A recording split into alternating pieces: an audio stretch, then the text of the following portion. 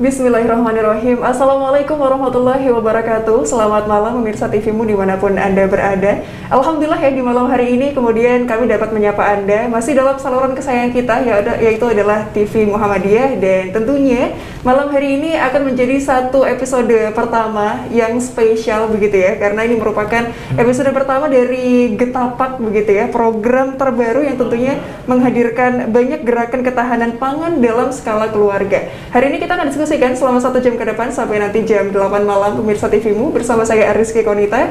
Dan hari ini kita sudah kehadiran dua narasumber yang akan membahas lebih jauh kira-kira kalau di tengah pandemi seperti ini banyak dampak yang ditimbulkan dari masyarakat urban masyarakat non-urban juga kemudian menjadi satu terobosan untuk kemudian bisa menanggulangi tadi ya ketahanan pangan yang harus kita hadapi bersama-sama. Hari ini kita akan diskusikan dengan dua narasumber yang sudah hadir di studio TV Muhammadiyah Yogyakarta.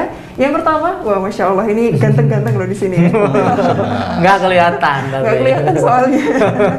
Oke, yang pertama pemirsa TVmu ada Gus Bahtiar atau Pak Bahtiar Dwi Kurniawan, sarjana filsafat Islam gitu ya Gus ya. MPA, beliau merupakan program manajer gerakan ketahanan pangan MCCC dan juga sekretaris Majelis Pemberdayaan Masyarakat atau MPM PP Muhammadiyah. Kita sapa dulu. Assalamualaikum warahmatullahi wabarakatuh. Waalaikumsalam warahmatullahi wabarakatuh, Mbak Konita. Iya, seger Gus. Alhamdulillah. Alhamdulillah. Kalau udah pakai batik-batik gini harus seger ya Gus ya? Siap pokoknya.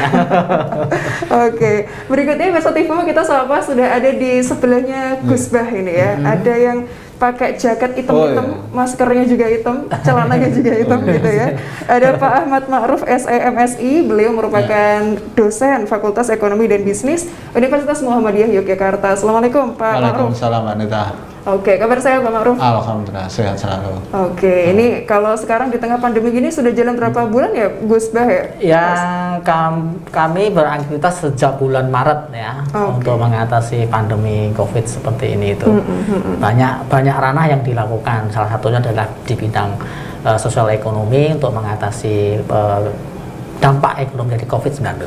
Siap, nanti kita diskusikan lebih lanjut ya Gus Bah ya, ini karena tentunya banyak problemnya. Tapi sebelum kita diskusikan, pemirsa TVmu kami undang Anda untuk bisa live streaming langsung menyaksikan Gus Bah dan juga Pak Ma'ruf di sini ya, di YouTube-nya, di TVmu Jogja atau boleh juga di Facebook-nya di Televisi Muhammadiyah, dan juga bisa interaktif langsung untuk telepon bersama Gus Bah dan juga Pak Ma'ruf di sini di 0852 2507 9119. Kita langsung mulai diskusi kita. Pertama saya ingin langsung ke Pak Ma'ruf dulu nih. Siap Pak Ma'ruf, pandemi sekarang dampaknya kemana-mana. Pembelajaran daring, ekonomi banyak yang jeblok, kesehatan banyak dipertanyakan. Saya ingin menyoroti dari ekonomi dulu. Kira-kira dari skala makro dan mikronya yang paling terasa apa nih Pak Ma'ruf? Jadi gini Mbak Nita, kalau ekonomi secara makro sangat terasa kita mengalami sebenarnya resesi ya, orang nyebut resesi. Prinsipnya resesi itu kegiatan ekonominya itu mengecil. Jadi selama ini misalnya masyarakat belanjanya banyak jadi kecil. Belanja banyak kecil itu bukan berarti nggak punya uang, karena harusnya traveler piknik jadi nggak bisa piknik misalnya kayak gitu. Jadi semua mengecil, implikasinya ekonomi menurun. Apalagi daerah-daerah yang basis ekonominya itu sangat tergantung pada sektor jasa, kayak Bali, Jogja, itu ya pasti turun tuh, ya semua turun, dan daerah-daerah lain. Tapi kalau daerah yang basis ekonominya itu sektor basis pertanian, sebenarnya tidak terlalu. Misalnya di luar Jawa yang bukan kota ya, bukan ibu kota tapi pinggiran, tidak terlalu pengaruh. Tapi implikasi lainnya ada, yakni adalah kegiatan-kegiatan turunannya itu juga ikut melemah. Jadi kita merasakan misalnya pembelajaran, sektor kesehatan nurun semua kan, sektor jasa turun. Nah semua ini berdampak ikut turunan satu pada kesejahteraan. Terus terang bagaimanapun, dan ini terjadi secara global, kesejahteraan masyarakat itu turun akibat COVID.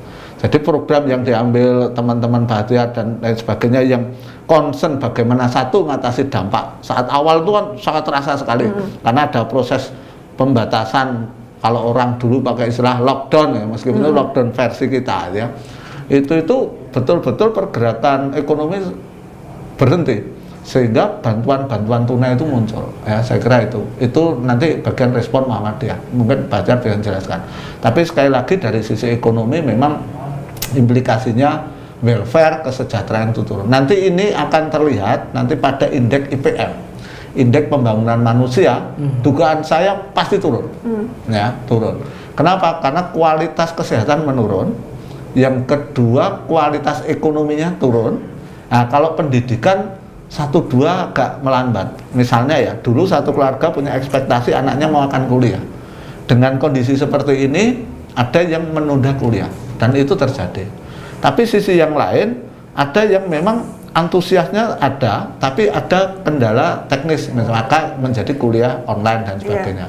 Tapi secara makro, berarti apa? Impact-nya secara ekonomi turun, tapi welfare-nya, kesejahteraannya juga menurun. Dan ini harus terus diupayakan untuk dipertahankan agar lebih jangan merosot, tapi paling tidak bertahan.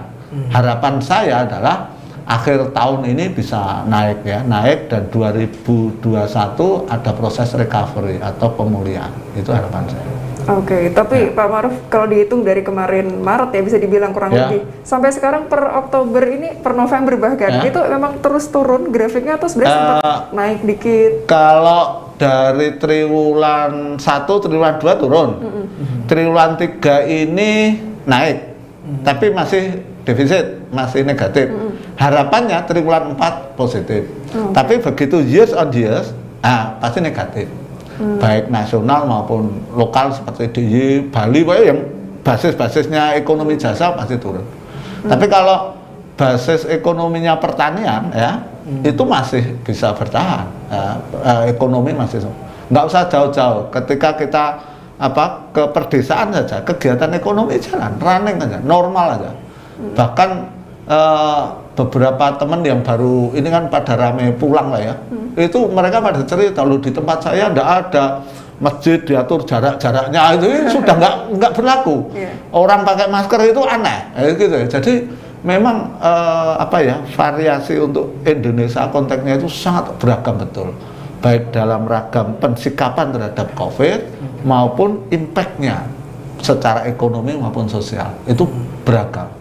Dan ini menjadi menarik ya bagi Muhammadiyah yang ada di seluruh Indonesia ada ini, jadi treatmentnya nggak bisa tunggal, pasti unik sesuai problem lokal.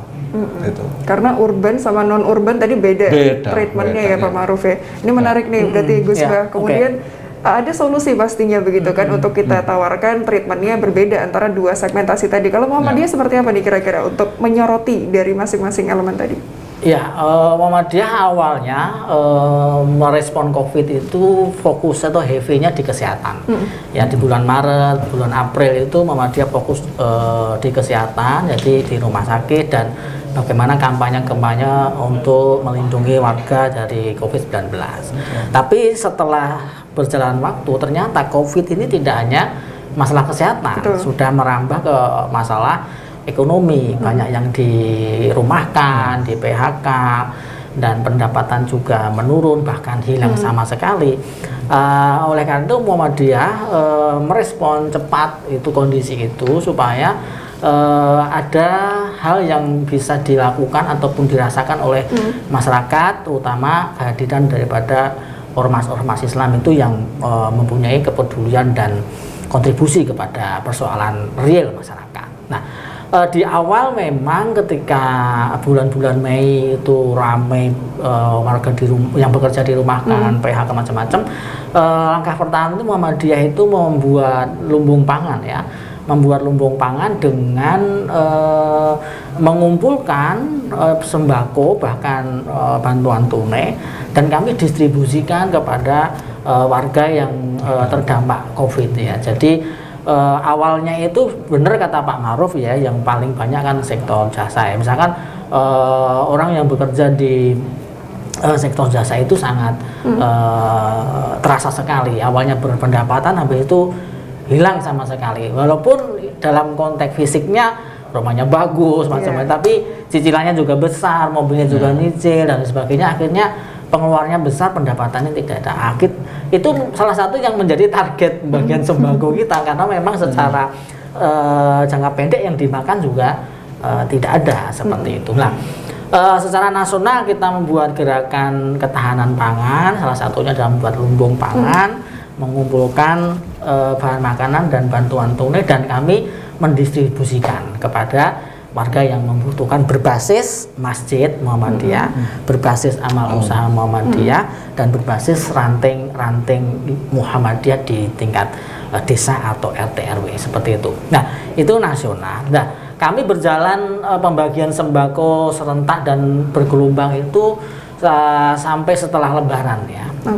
Nah, setelah ada pelonggaran ya, ada istilahnya dulu new normal. Nah, new normal itu pelan-pelan mata rantai ekonomi berjalan ya, walaupun sangat pelan seperti itu, sehingga Muhammadiyah punya program yang lebih jangka menengah seperti itu, dengan menumbuhkan dan menghidupkan ekonomi produktif yang berbasis keluarga. Ya, program ini variatif ya, dilakukan oleh Muhammadiyah. Ada yang dilakukan oleh Muhammadiyah secara kelembagaan melalui majelis ya.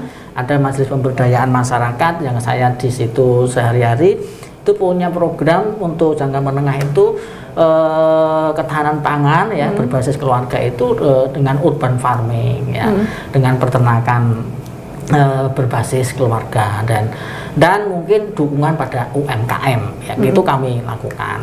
Ada yang dilakukan oleh Bu Aisyah, juga punya pendekatan variasi kelompok-kelompok usaha seperti itu untuk ketahanan pangan seperti itu. Ada teman-teman Lazismu selain yang mensupport kami, teman-teman Lazismu di berbagai daerah dan jaringannya juga menggelurakan gerakan ketahanan pangan juga. Jadi jangka pendek kami lumbung pangan tadi mengumpulkan dan mendistribusikan sembako, bahkan bantuan tunai kepada guru honorer, pegawai honorer, korban perumahan dirumahkan, itu bukan perumahan, korban dirumahkan itu ya kami bantu, tidak hanya sembako tapi juga ada bantuan tunainya. Untuk bentuk yang lain kita tahan dulu ya, ya Pak Ma'ruf ya. Kita harus jeda iklan dulu, nanti kita sambung di segmen kedua. Mirsa TV, tetaplah bersama kami dalam Getapak Gerakan Ketahanan Pangan Keluarga.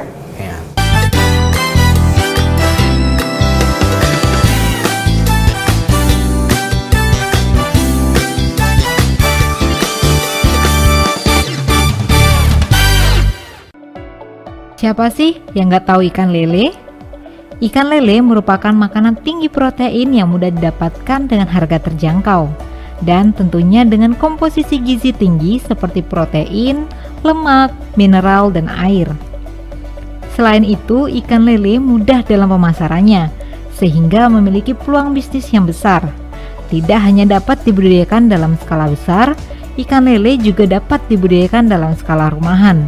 Budidaya ikan lele dalam ember tidak memerlukan lahan yang luas dan biaya yang besar, sehingga masyarakat mampu mengelola budidaya secara mandiri untuk menjaga ketahanan pangan keluarga dan penghasilan tambahan.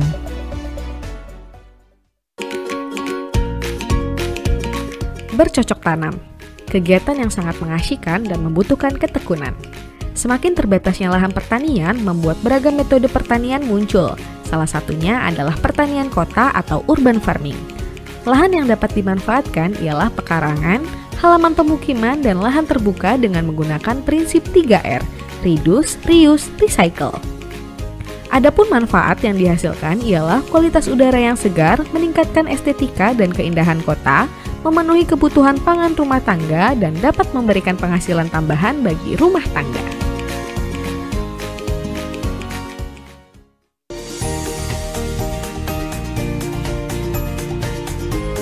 Masyarakat perkotaan semakin sadar untuk memanfaatkan sisa lahan di pekarangan rumah untuk kegiatan bercocok tanam, beternak, maupun budidaya ikan dengan mengusung konsep urban farming.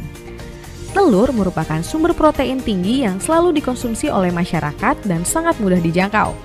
Untuk menghasilkan kualitas telur yang baik untuk dikonsumsi sehari-hari, dapat dilakukan dengan beternak ayam beras petelur skala rumahan. Beternak ayam beras petelur skala rumahan saat ini sedang menjadi tren di masyarakat. Dengan lahan terbatas, mampu beternak ayam dan menghasilkan telur dengan kualitas baik. Didukung teknologi sederhana dan ramah lingkungan sehingga tidak mengganggu lingkungan sekitar. Melalui metode ini, masyarakat mudah menjangkau bahan pangan sehari-hari melalui hasil panen dan menjaga kualitas telur yang dikonsumsi, serta dapat menambah penghasilan.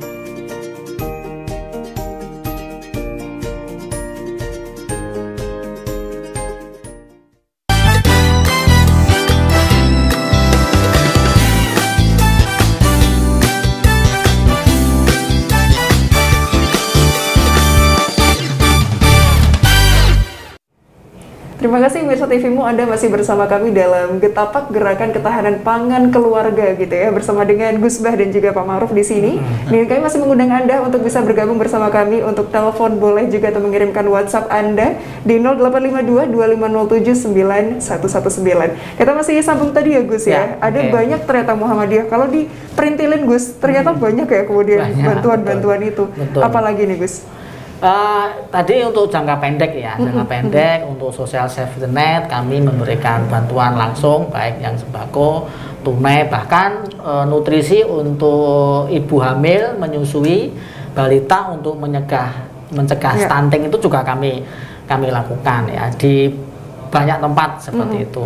Target kemarin untuk 2 bulan itu terbagi 1 juta sembako untuk seluruh Indonesia ya. Kami lakukan seperti itu. Nah, untuk jangka menengahnya kami sekarang itu masuk dalam penguatan ekonomi produktif berbasis keluarga. Kami punya program namanya Getapak ya, Gerakan Ketahanan Pangan Keluarga. Kenapa kami memilih keluarga? Karena keluarga itu bisa kita lihat bahwa secara mikro, secara size ekonomi di tingkat kecil itu keluarga itu yang paling terasa, sehingga nanti ada kerjasamanya di tingkat keluarga seperti itu. Apa yang bisa dilakukan oleh Muhammadiyah dengan program Getapak itu yaitu menumbuhkan kegiatan ekonomi untuk memenuhi pangan yang bisa dilakukan oleh anggota keluarganya masing-masing. Maka kami Getapak ini ada kegiatannya yaitu urban farming ya. Jadi pertanian lahan sempit seperti itu. Ya, tidak hanya pertanian misalkan yang sayur-sayuran, itu juga ada peternakannya, ada budidaya misalkan ikan, bisa ayam begitu. Itu yang kami lakukan. Tentu itu dengan pendekatan keluarga. Juga ada dukungan untuk UMKM ya, misalkan yang di PHK, misalkan yang dirumahkan itu bisa memulai usaha ya. Jadi ada pilihannya, ada urban farming tadi, dan yang kedua adalah UMKM ya. Mau berusaha apa, misalkan jual siomay misalkan, apa yang bisa dilakukan, atau jahit menjahit itu bisa dilakukan usaha itu. Jadi Getapak ini program jangka menengah untuk menghidupkan ekonomi yang berbasis keluarga begitu. Karena mau nggak mau harus tetap jalan Gus ya. Harus sustain, harus hidup terus berjalan ya. Bahwa pandemi COVID ini nggak jelas kapan berakhirnya. Jadi kita kuatkan dulu di sektor keluarga ini. Begitu. Ini menarik Pak Ma'ruf. Berarti kemudian keluarga ini menjadi unit terkecil plus terpenting gitu ya Pak Ma'ruf ya, untuk bisa tadi meningkatkan ekonomi. Ini kalau dari sisi ekonomi gimana nih ngelihatnya? Jadi perubahan perilaku berekonomi itu terjadi ya, salah satunya akibat karena shock ekonomi. Jadi misalnya keluarga yang punya sektor jasa, misalnya aja sebut driver online, income-nya gede loh itu, bukan kecil. Tapi karena ada shock ekonomi, terpaksa nggak ada konsumen toh. Secara alami pasti dia lalu nggak punya pendapatan. Ya, pendapatannya tipis, tabungannya terus berkurang. Nah, di sini semua berubah perilakunya, behaviornya. Pada waktu awal itu banyak orang masih ngeluh, ya kan, aduh kita repot. Tapi begitu sekarang nggak ada, saya nggak dengar ngeluh itu, nggak dengar. Kenapa? Karena ini menjadi satu perasaan bersama. Kita ini sama-sama korban oleh yang namanya COVID gitu, dan ini harus kita hadapi bersama.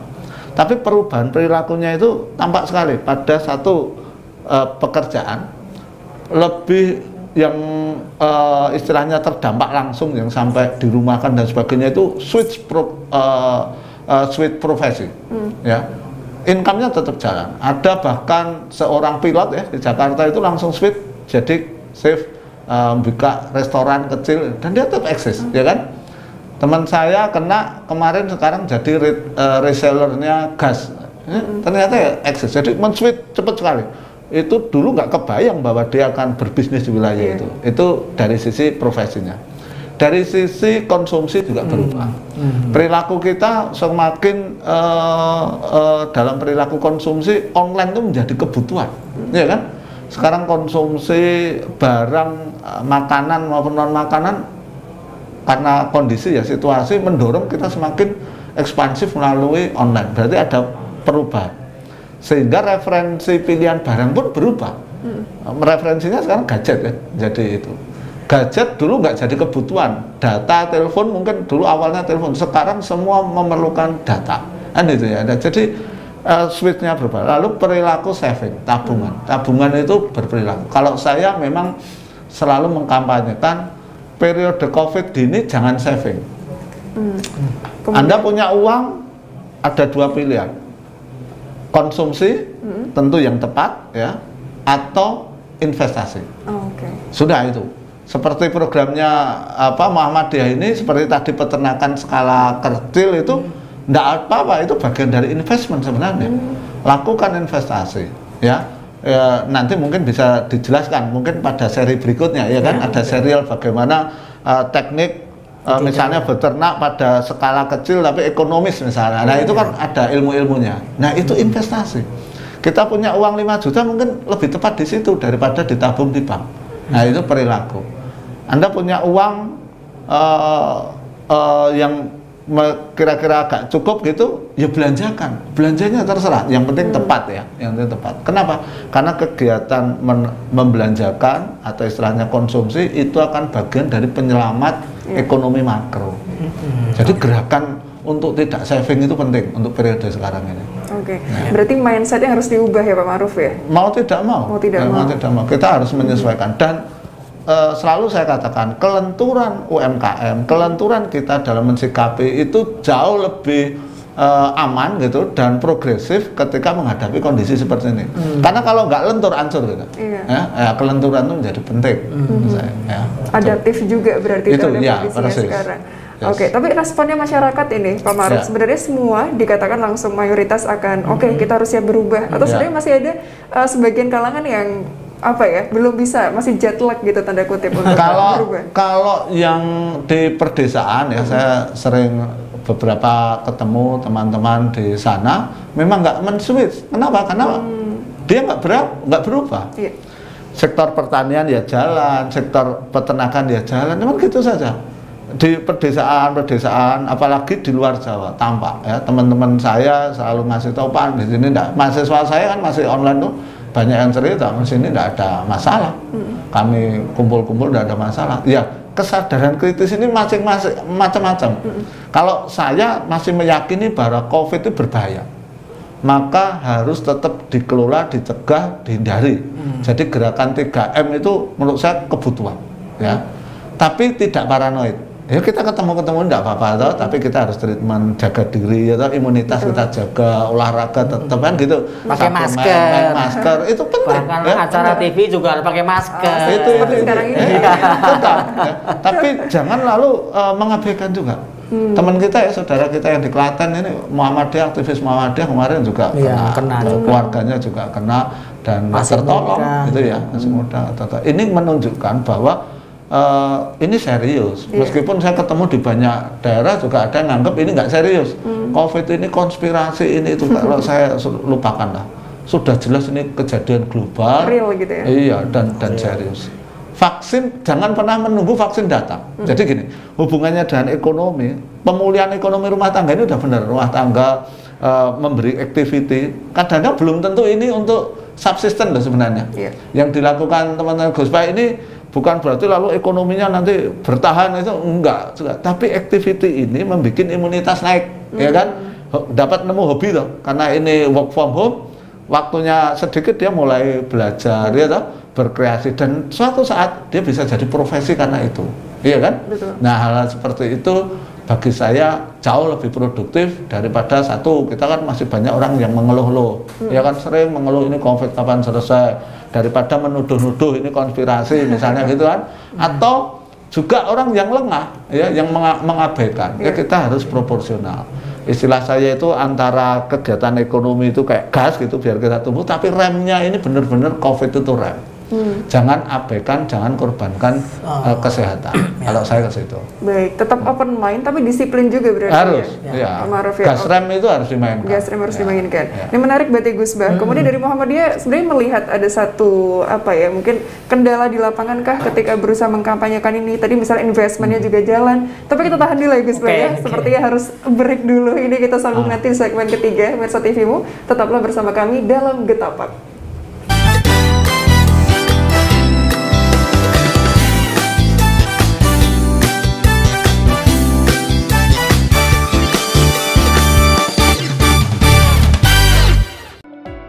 Siapa sih yang nggak tahu ikan lele? Ikan lele merupakan makanan tinggi protein yang mudah didapatkan dengan harga terjangkau dan tentunya dengan komposisi gizi tinggi seperti protein, lemak, mineral, dan air. Selain itu, ikan lele mudah dalam pemasarannya sehingga memiliki peluang bisnis yang besar. Tidak hanya dapat dibudidayakan dalam skala besar, ikan lele juga dapat dibudidayakan dalam skala rumahan. Budidaya ikan lele dalam ember tidak memerlukan lahan yang luas dan biaya yang besar, sehingga masyarakat mampu mengelola budidaya secara mandiri untuk menjaga ketahanan pangan keluarga dan penghasilan tambahan.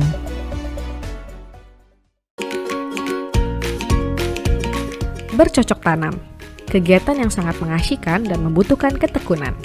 Semakin terbatasnya lahan pertanian membuat beragam metode pertanian muncul. Salah satunya adalah pertanian kota atau urban farming. Lahan yang dapat dimanfaatkan ialah pekarangan, halaman pemukiman, dan lahan terbuka dengan menggunakan prinsip 3R, reduce, reuse, recycle.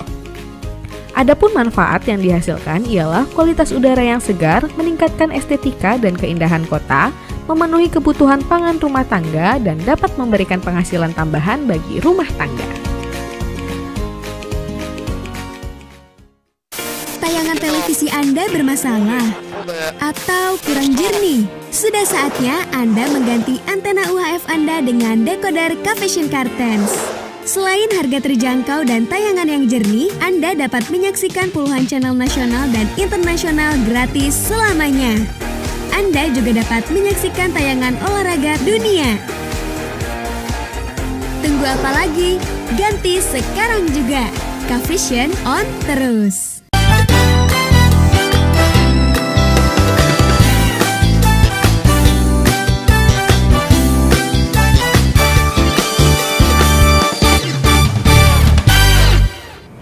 Iya, Mirsa TV-mu ternyata butuh banyak langkah, butuh banyak cara untuk kita bisa adaptasi di tengah pandemi, terutama di sektor ekonomi tadi Pak Maruf dan juga Gus Bah sudah menjelaskan. Dan kita akan coba telisik lagi Mirsa TV-mu dari pertanyaan Anda yang sudah bergabung di WhatsApp kami. Kami akan sapa sudah bergabung dari PCM Majelis Kader Aji Barang Banyumas.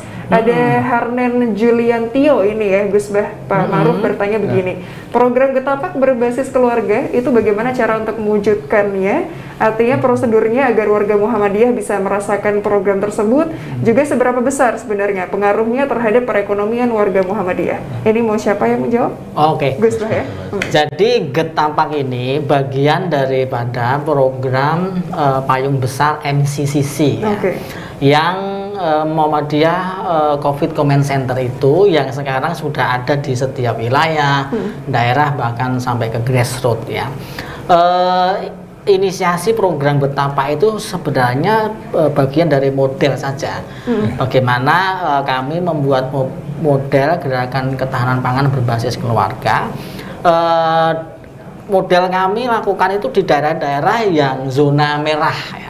Zona merah COVID atau bahkan zona hitam, yang tadi kehidupan ekonomi banyak tergantung dari jasa. Kami punya model misalnya di Bali. Di Bali itu ada 4 kabupaten yang kami intervensi secara intensif keroyokan ya, antara Muhammadiyah, MDMC, MPM, Aisyah, Lazismu, dan MCCC semuanya. Jadi dalam payung MCCC itu kita keroyokan untuk bagaimana meringankan beban warga yang terdampak daripada pandemi COVID dengan memberikan penguatan atau intervensi ekonomi yang ada di keluarga begitu. Di daerah industri Surabaya juga kami melakukan, di daerah jasa banyak itu misalnya kayak di Malang kami lakukan, termasuk di Yogyakarta kami intervensi. Nah, Ini juga bisa dikembangkan di daerah masing-masing ya. Misalkan kalau di Banyumas bisa juga, itu bisa koordinasi dengan MCCC.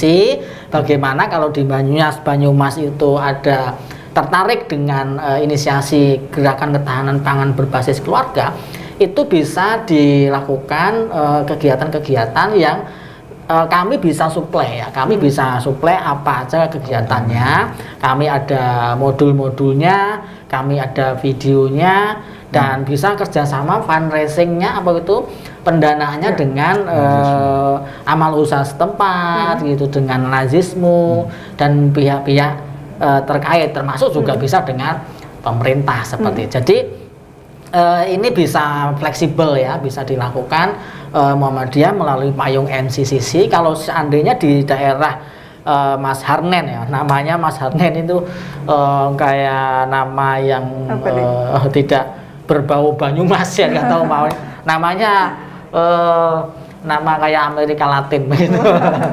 Jadi itu Mas Harnen bisa mengusulkan misalkan kepada MCCC, kalau seandainya MCCC daerah di Banyumas tertarik, bisa membuat program peningkatan atau apa namanya gerakan ekonomi berbasis keluarga. Seperti itu. Misalkan bentuknya urban farming, kita suplai modul video bagaimana memulai kegiatannya dan bentuk-bentuknya seperti apa, seperti itu. Terbuka bisa. Berarti ya Gus Bah ya sebenarnya ya? Terbuka sekali karena ini cuma karena ini kan kebutuhan dasar ya ekonomi, dan implementasinya ya tergantung lokal daerahnya. Misalkan kalau UMKM apa di Banyumas yang bisa didorong kan, bisa dikuatin, bisa diinisiasi begitu. Nah terus nanti bagaimana strategi pendanaannya ya, bisa berjejaring ya. Pertama amal usaha ya kan, kedua dengan internal Lazismu dari lembaga financing Muhammadiyah, yang ketiga dengan pemerintah, yang keempat dengan ya warga gotong royong begitu. Ya kami misalkan memanfaatkan di Jogja yang diinisiasi oleh MPM itu memanfaatkan CSR ya, CSR perusahaan. Kemarin ada bank pemerintah daerah di DIY membantu MPM untuk program Getapa itu. Nah, seperti ini. Bahkan ada CSR, ada yang kredit lunak. Lunak sekali ya. Kami alokasikan ke daerah Sleman yang usaha perikanan seperti itu. Mereka awalnya adalah petani salak ya, karena tujuan wisata berkurang, nggak ada yang beli salaknya, mereka beralih profesi menjadi usaha ikan seperti itu. Nah itu menggunakan, kita alokasikan dari dana kredit lunak dari bank yang kerjasama dengan Muhammadiyah. Jadi Mas di Banyumas ya bisa dilakukan inisiasi program dengan bermitra dengan berbagai pihak. Bentuknya kami di MCCC pusat bisa memberikan contoh-contoh dan modelnya seperti itu. Gitu Mbak Konita. Baik, berarti dari terbuka dan ternyata stakeholdersnya banyak sekali berarti ya, ini banyak ya. Sekali, Gus Bah ya. Baik, bisa dimanfaatkan tadi ya Pak Harnen Juliantio ya di Banyumas, nanti bisa langsung menghubungi ini kalau misalnya ingin ini dulu mungkin Gus Bah, ketika ingin menghubungi kemudian langsung menjalin kerjasama, ini harus langkah pertamanya apa dulu nih? Ya nanti bisa menghubungi MCCC PP Muhammadiyah ya. Nanti kalau MCCC kalau bidangnya ekonomi akan diarahkan ke saya pastinya begitu, karena saya yang kebetulan membidangi tentang dampak ekonomi daripada COVID-19 seperti itu. Siap, langsung ya. Bisa dicoba gitu ya bisa, Pak Harnen ya? Ya, betul. Baik, Pak Ma'ruf ini menarik, berarti tadi kalau ditanyakan juga, berarti seberapa besar pengaruhnya begitu untuk perekonomian di warga Muhammadiyah? Memang sebegitu besarnya berarti pengaruhnya ya Pak Ma'ruf? Jadi kalau program seperti ini tetap saya punya keyakinan dampak jangka pendek, jangka panjang. Dan jangka pendeknya itu satu, happiness sebenarnya ya. Orang kan bagaimanapun kena itu kan ikut terlibat bersosialisasi jadi satu hal yang menjadi kebutuhan juga. Yang kedua, secara ekonomis ketika nanti program ini diimplementasi secara serius, karena kita udah kalkulasi bahwa ini menguntungkan.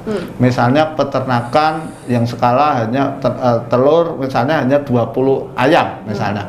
Nah, ini kan ekonomis sebenarnya. Ekonomis itu berarti bisa subsisten untuk kebutuhan gizi keluarga, tapi satu tahap tertentu nanti bisa menjadi sumber ekonomi. Itu jangka pendeknya. Jangka panjangnya sebenarnya juga mendorong open mind kita, bahwa setiap ada cobaan kita kan meyakini, ya kita ini orang beriman, setiap ada ujian pasti dibalik itu ada solusinya, ada jalan keluarnya, way outnya. Yang penting kita mengimani, ya toh, jangan menjual ketakwaannya itu. Nah, bagaimana kita mengimani, harus ada ikhtiar, salah satunya ini. Nah, ikhtiar ini pasti akan men-switch pola pikir kita. Oh, ternyata kita bisa juga loh berubah seperti ini. Jadi bencana ini membuat kesadaran kritis banyak masyarakat maupun individu bahwa kita ini bisa berubah, bisa melakukan sesuatu yang dulu tidak diduga-duga. Nah, termasuk ini, kalau ini diseriusi, jangan-jangan dia nanti akan jadi juragan telur loh ya pada satu saat. Itu sangat mungkin, sangat mungkin. Nah, ini butuh keseriusan ya. Nah, nanti pasti godaan program ini adalah namanya program ya. Ketika kondisi ekonomi recovery, lalu kalau ditinggalkan itu gagal? Bukan, karena itu pilihan. Jadi ketika nanti ya kegiatan tadi udah diajarin nanti oleh pendamping bagaimana beternak lele yang baik, produktif, lalu kok nanti ditinggal, apa itu programnya gagal? Belum tentu, karena dia memang punya preferensi pilihan atas profesi, ya kan?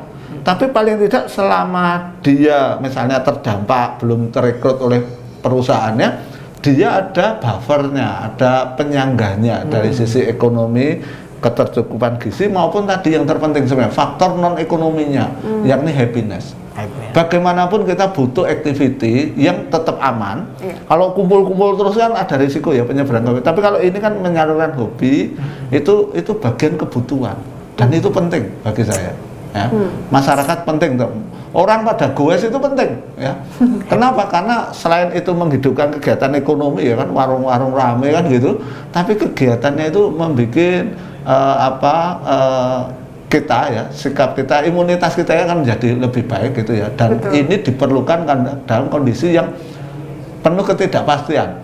Sekali lagi jangan pernah berharap pada vaksin, ya kan? Vaksin itu kapan, bagaimana dan sebagainya, kalau saya itu sudahlah ya, ada yang ngurusin. Tapi secara mikro kita rumah tangga, kita individu ya kita ngurusi diri kita ya agar tetap imunitas baik, happy gitu, lalu subsisten itu tetap penting. Ya itu ya. Baik, jadi fokus ke hal-hal yang bisa kita atur gitu ya Pak Ma'ruf ya. Pasti, yang kita yang kontrol. Iya, bisa dikontrol. Kalau vaksin sampai tidak tahu kapan, selesainya juga tidak tahu kapan gitu ya. Jadi jangan sampai terombang-ambing dalam ketidakpastian gitu ya Pak Ma'ruf ya. Oke, menarik ini. Gus Bah, berarti kemudian bagaimana maintenance ya dari Muhammadiyah tadi ya, dari Kitapak sendiri untuk kemudian betul-betul mengelola dan memastikan ini berjalan efektif? Ya, pertama adalah pendataannya, Mbak. Kunci dari awal dari sukses program ini adalah pendataan. Kami melakukan pendataan secara hati-hati dari bawah.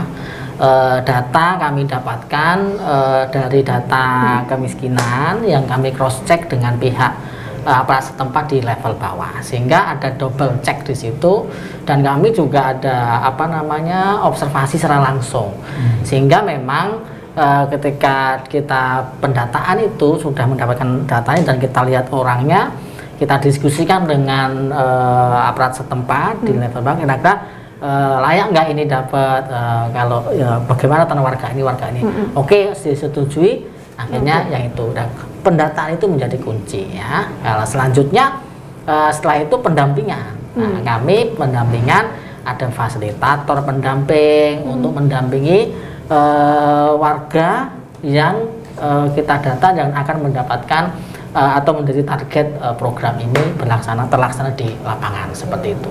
Nah, pendamping, fasilitator itu penting ya. Pemberdayaan tanpa pendampingan ya nanti bisa nggak sustain begitu, bisa gagal seperti itu. Nah, kunci pendataan yang kedua adalah pendampingan. Nah, yang ketiga mungkin kita koordinasi dengan stakeholder, baik yang ada di tokoh masyarakat, tokoh agama, aparat, dan sinergi dengan berbagai pihak itu menjadi kunci kita untuk sukses program ini. Tantangannya memang mobilitas ya. Tantangan kita dalam program pemberdayaan masyarakat ini adalah mobilitas, karena kita dibatasi, karena kita juga harus jaga jarak. hindari kerumunan. Nah, kadang kalau sosialisasi atau pelatihan itu kan harus ngumpulin orang. Ya terpaksa juga harus pakai siasat, maksimal 10, 15 orang, nanti kita bergelombang dan kita tour place-nya sehingga nanti bisa distancing-nya dapat ya. Insya Allah nanti sehat dan selamat dan kondisi bisa menjadi lebih baik lagi. Atau lewat daring gitu bisa juga. Lewat daring koordinasinya daring. Iya betul. Ya begitu. Tapi soalnya kadang kurang dapat kalau pelatihan daring. Kalau orang Indonesia tuh belum ketemu, belum greget gitu ya Gus. Iya betul sekali. Oke. Kita tahan dulu ya Gus Bah ya, Pak Ma'ruf ya. Kita akan sambung di segmen terakhir nanti Mirsa TVmu, dan jangan kemana-mana, tetaplah bersama kami. Usai jeda pariwara kami akan segera kembali. Oke.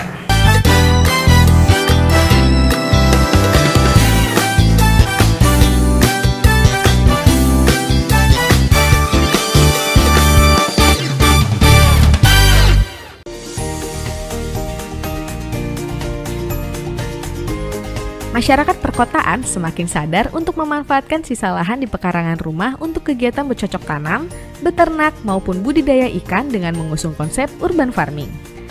Telur merupakan sumber protein tinggi yang selalu dikonsumsi oleh masyarakat dan sangat mudah dijangkau. Untuk menghasilkan kualitas telur yang baik untuk dikonsumsi sehari-hari, dapat dilakukan dengan beternak ayam ras petelur skala rumahan. Beternak ayam ras petelur skala rumahan saat ini sedang menjadi tren di masyarakat. Dengan lahan terbatas, mampu beternak ayam dan menghasilkan telur dengan kualitas baik. Didukung teknologi sederhana dan ramah lingkungan sehingga tidak mengganggu lingkungan sekitar. Melalui metode ini, masyarakat mudah menjangkau bahan pangan sehari-hari melalui hasil panen dan menjaga kualitas telur yang dikonsumsi, serta dapat menambah penghasilan.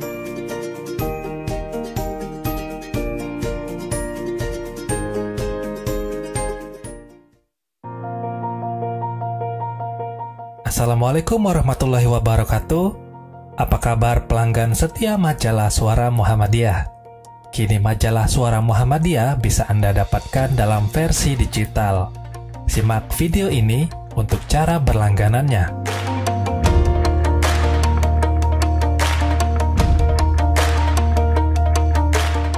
Siapkan smartphone Anda, pilih Play Store, lalu download aplikasi Suara Muhammadiyah Store.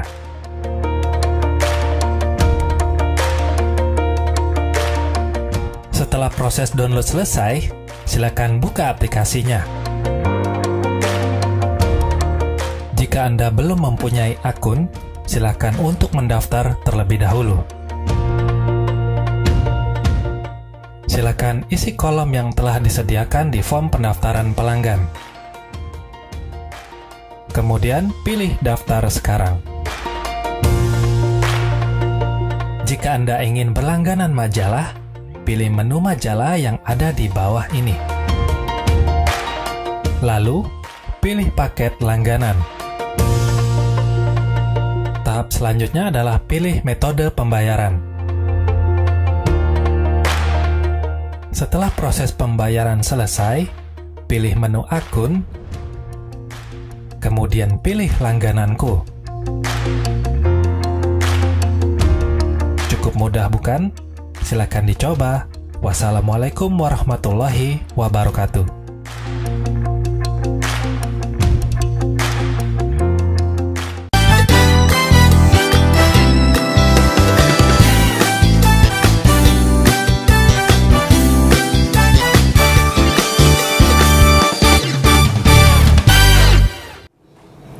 Ya, terima kasih Mirsa TVmu, Anda masih bersama kami, tentunya masih bersama dengan Gus Bah dan juga Pak Ma'ruf di sini, masih berbincang bagaimana ternyata getapak ini bisa menjadi satu solusi jitu gitu ya, Gus Bah ya, untuk kita aplikasikan di keseharian kita. Yang menarik juga ini, berarti saya ingin ke Pak Ma'ruf dulu. Ini kemudian bagaimana ketika kita melihat jangka, tadi pendeknya sudah menengah begitu ya, jangka panjangnya dari getapak ini akan melihatnya seperti apa ini Pak Ma'ruf? Ya. Kalau saya ngelihatnya dari program-program Muhammadiyahnya, nanti spesifik getapak biar Gus Bah yang jelasin. Program Muhammadiyah itu selalu orientasinya keberlanjutan, sustainability. Jadi program itu tidak hit and run. Kenapa? Karena problem sosial, problem ekonomi masyarakat itu selalu ada, variasinya yang berubah, komunitasnya yang berganti. Program ini tetap akan relevan meskipun nanti ekonomi membaik. Kenapa? Relevannya digeser pada komunitas yang mungkin bukan terdampak COVID, tapi sudah mungkin pada problem sosial yang lain. Kan dari sisi konteks kapasitas ke ilmunya, cara modeling mengembangkannya kan tetap bermanfaat, ya kan? Jadi orientasi saya mengikuti dan melihat langsung program-program pemberdayaan Muhammadiyah itu memang orientasinya keberlanjutan, long run, jangka panjang. Kalau langsung outputnya bisa langsung mandiri ya belum tentu. Tetapi ikhtiar menuju situ itu dilakukan. Suksesnya sangat ditentukan si partisipan itu sendiri. Jadi seberapa besar pendampingnya, meskipun pinter bahkan ada stimulus dana misalnya atau alat itu ya. Tapi ketika mentalnya nggak terbangun juga sama. Kan itu kan. Jadi membangun cara pandang, membangun sikap itu yang selalu dilakukan oleh Muhammadiyah, dan itu ciri dari pemberdayaan pencerahan dia seperti itu. Maka enlightening itu ya merubah pada sikap ya, dengan knowledge, dengan pengetahuan yang memadai, atau ada inovasi programnya, lalu istiqomah menjalankannya itu kan, jangan sampai hit and run. Soal programnya selesai itu ya, tapi ilmunya ini harus ditransformasi untuk empowerment, memandirikan pada komunitas yang lain. Itu. Oke, berarti kemudian ini bisa menjadi satu trigger gitu ya Pak Ma'ruf ya sebenarnya ya, itu. untuk bisa istiqomah. Karena istiqomah itu katanya satu tapi sulit untuk diimplementasikan itu yang berat. Berat juga. Baik, ini gimana nih Gus? Berarti kalau dari Muhammadiyah tadi dikatakan semakin banyak kaki semakin bagus juga begitu kan untuk keberlangsungannya. Harapannya dari Muhammadiyah sebenarnya akan seperti apa ke depannya? Ya, kerja pemberdayaan itu kerja berjejaring ya. Jadi harus banyak pihak, banyak kerjasama seperti itu, sehingga nanti bisa saling melengkapi, sehingga kalau berat ya bisa terasa ringan, mudah begitu, sehingga nanti kedepannya kalau seandainya program Getampak ini mampu mengurangi resiko atau mampu mengurangi beban masyarakat yang terdampak karena COVID ini, tentu kalau ini bisa menguatin masyarakat dalam bidang sektor ekonominya ke depan, karena kita itu berbasis kelompok, berbasis desa, maka kami harapannya itu mewujudkan atau bisa menjadikan komunitas tangguh ya, atau desa tangguh ya, atau desa siaga atau apa, sehingga nanti misalkan ini kelompok masyarakat desa yang kita intervensi secara ekonomi UMKM-nya, nanti misalkan bisa menjadi model desa tangguh ekonomi seperti itu. Misalkan UMKM bergerak, mereka mempunyai komunitas, mau komunitas saling berkoordinasi, misalkan yang di Bali dengan yang di Surabaya dengan yang di Solo saling berkoordinasi, bisa saling bertukar informasi usaha, atau bahkan saling bertransaksi usahanya itu. Kamu usaha apa sekarang? Beli, kirim. Nah, ke depan mungkin bisa dikembangkan digital marketing bagi pelaku-pelaku usaha. Awalnya mungkin berbasis desa. Wong dulu juga usaha-usaha itu kecilnya juga mungkin dari rumahan begitu. Akhirnya lokal, regional, bahkan go internasional. Seperti ayam KFC itu ya usaha keluarga juga awalnya. Siapa sangka bisa menjadi usaha yang go internasional. Celana Levi's itu juga. Mungkin ya Gatot Tiwul itu mungkin awalnya ya keluarga ya Pak ya, lokal itu, siapa tahu menjadi makanan konsumsi internasional. Ada gudeg juga seperti itu. Nah, dari ini bisa kita rawat, apalagi di era pandemi yang memudahkan kita karena internet udah bagus, online, marketingnya juga marketing online. Ini sering berkoordinasi, berjejaring, dan saling menguatkan, khususnya untuk menumbuhkan ekonomi itu. Saya kira itu orientasinya adalah misalkan komunitas tangguh atau desa tangguh, entah tangguh ekonomi, entah tangguh bencana, entah tangguh kesehatan, dan lain sebagainya. Nah, ini mungkin jangka panjangnya, tapi jangka menengahnya ya pokoknya ini bisa mengurangi beban masyarakat, khususnya di bidang ekonomi, inisiasi dari Muhammadiyah. yang didukung oleh banyak pihak, termasuk juga pemerintah, termasuk juga lembaga-lembaga yang ada di luar negeri yang bergabung siap siaga ini, seperti itu. Berarti sudah dapat restu gitu ya Gus Bah ya, dari banyak pihak ya. Ya, mungkin ini program yang melengkapi pemerintah juga ya, sehingga program-program pemerintah yang sudah berjalan, mungkin adanya inisiasi Muhammadiyah dan mungkin kemiripan, kesamaan, ini bisa melengkapi apa yang dilakukan oleh pemerintah. Kita tahan dulu Gus, ada yang telepon sepertinya untuk kita sapa dulu ya. Halo, Assalamualaikum warahmatullahi wabarakatuh. Halo, selamat malam, Assalamualaikum. Halo. Ya. Iya, halo, Assalamualaikum. Waalaikumsalam warahmatullahi wabarakatuh. Dengan siapa di mana? Dengan siapa di mana ini? Halo. Dengan Nining. Dengan Ibu Dini ya? Dari Ketua Panitia Ciberang. Oh baik. Silakan dengan pertanyaannya Ibu, monggo. Nah, gini ya, saya kan sebagai rumah tangga. Ya, bisakah mewujudkan gerakan anak yang berbasis keluarga? Sementara